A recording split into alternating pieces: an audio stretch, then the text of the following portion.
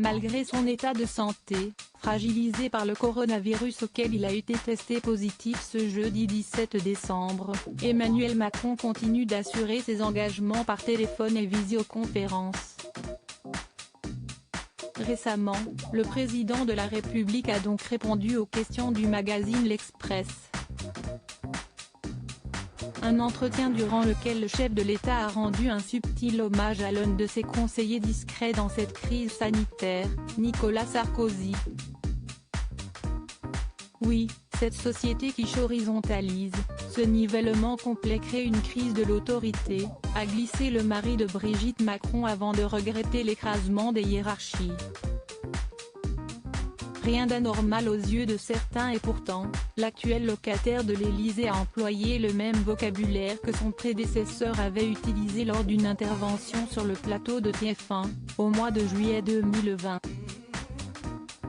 Au moment des faits, Nicolas Sarkozy était en pleine tournée de promotion pour son nouveau livre, Le temps des tempêtes. Aujourd'hui, la mode est de parler de l'horizontalité, a lancé l'époux de Carla Bruni. Moi je ne crois qu'à la verticalité. Une société démocratique ne peut pas fonctionner sans autorité, ce n'est pas possible. Pour Brice Hortefeux, ancien ministre de l'Intérieur de l'ex-chef de l'État, s'y est un hommage. Une stratégie cependant bien ficelée d'Emmanuel Macron, en vue de l'élection présidentielle de 2022. Des hommages, des clins d'œil, des sourires au coin vont se poursuivre pour finir en appel du pied aux électeurs sarkozystes, a déclaré le député. Une démarche à laquelle le père de famille sera sensible sans doute.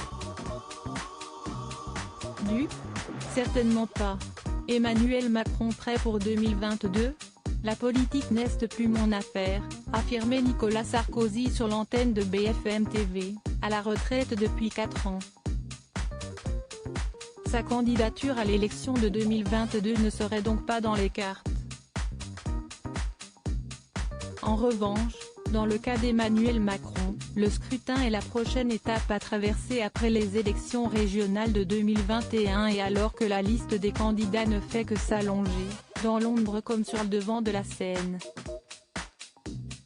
Le 7 décembre, Jacqueline Moreau, figure phare du mouvement des Gilets jaunes annonçait se porter candidate à l'élection pour représenter le peuple des gens ordinaires. Jean-Luc Mélenchon, François Asselineau, Marine Le Pen, Nicolas Dupont-Aignan ou encore Jean Lassalle, d'autres adversaires sont attendus au tournant.